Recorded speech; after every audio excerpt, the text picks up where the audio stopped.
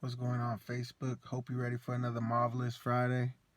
Man, last night I watched that movie Breakthrough, and it is just an awesome movie, a surreal movie, a movie with so impact, so so crazy about how God works, man. And it hit me. It affected me and my family, me and my wife as we watched it. It affected us so much because we lived through that situation. We lived through that situation, and as we watched it, and I started seeing the characters, and I, I seen myself in so many of those characters. I seen my family in so many of those characters, and a lot of you know my story about my dad 3 years ago.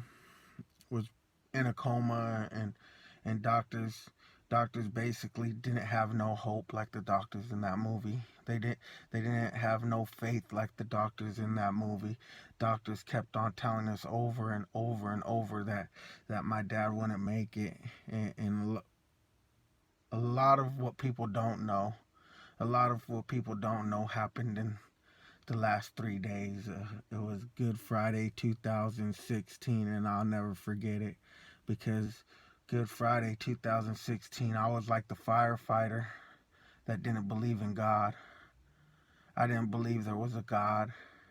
And on that Good Friday, I was on my way home and to go pick up my girls and head back because we had already been in the hospital a couple of days. And I got a call from my sister, and my sister had so much hope, so much faith. Everything the doctors would tell us, she would flip it and find the positive. Out of 10 bad things the doctor would tell us, she would flip one of them and say, look, there's positive.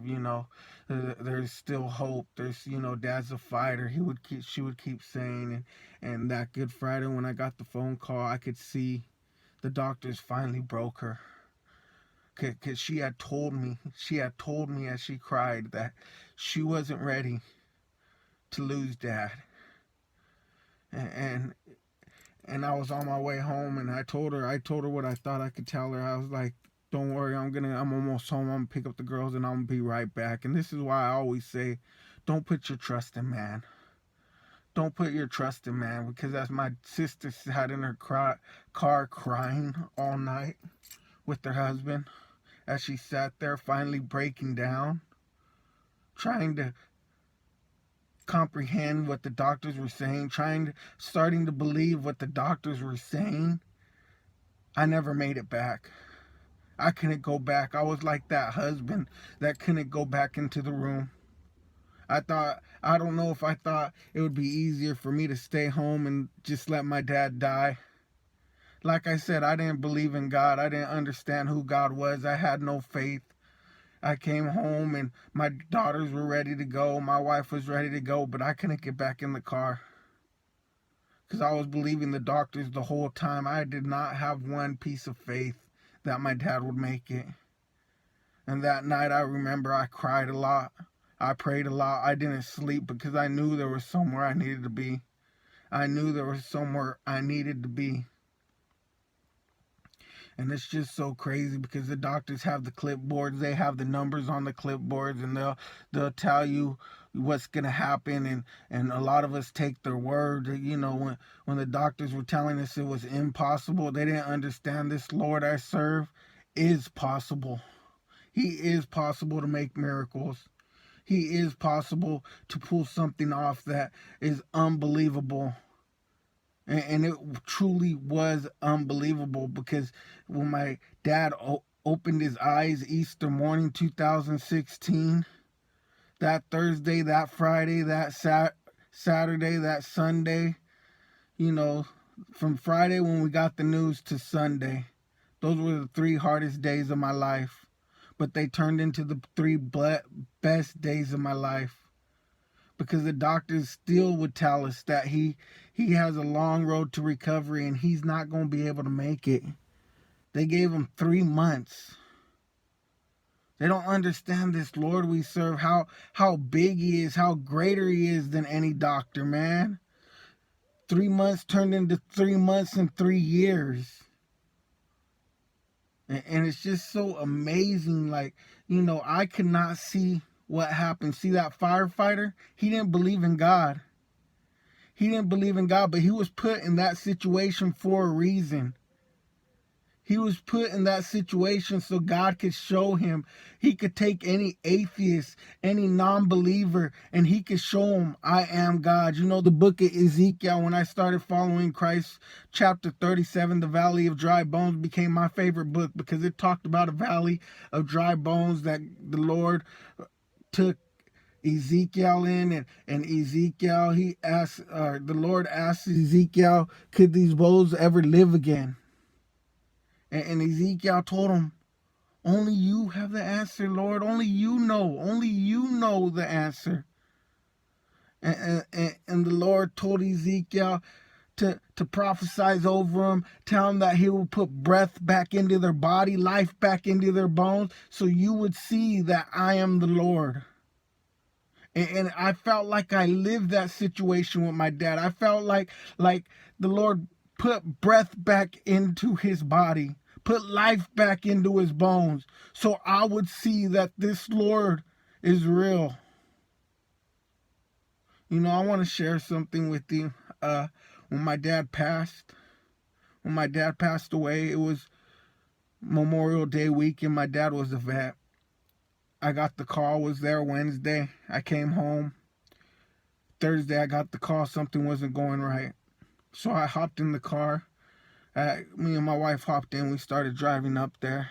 And I pleaded with the Lord. I pleaded with the Lord to let me be there. I told the Lord, everything you've asked for me, I've done so far. Whenever you put a person around me and you needed me to talk to him, I have talked to him.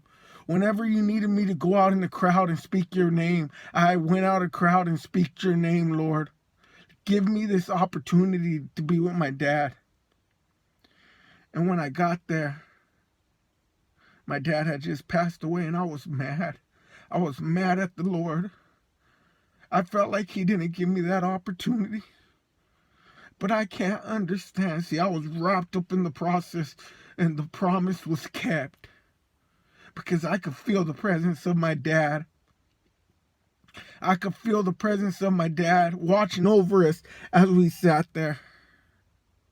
I could feel the presence of my dad with the Lord watching over us as we left that hospital.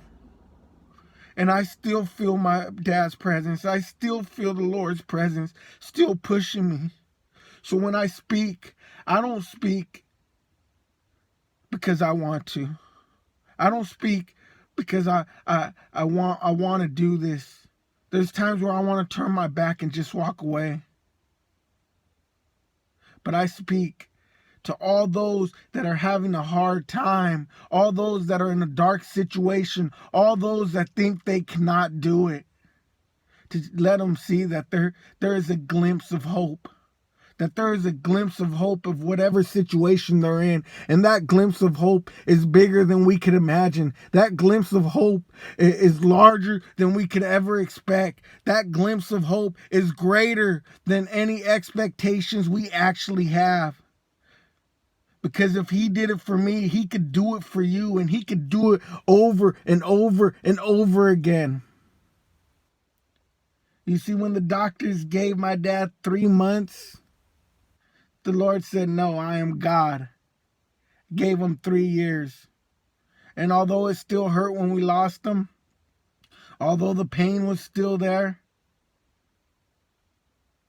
he knew. He knew it was time and we would be okay. And it's nothing but a great feeling, know that my dad is up there with God because he fulfilled God's will. See, I never thought or imagined I would be speaking about God 3 years ago because I didn't believe in God. And although it took a miracle for me to come and start preaching the word, that miracle still hurt.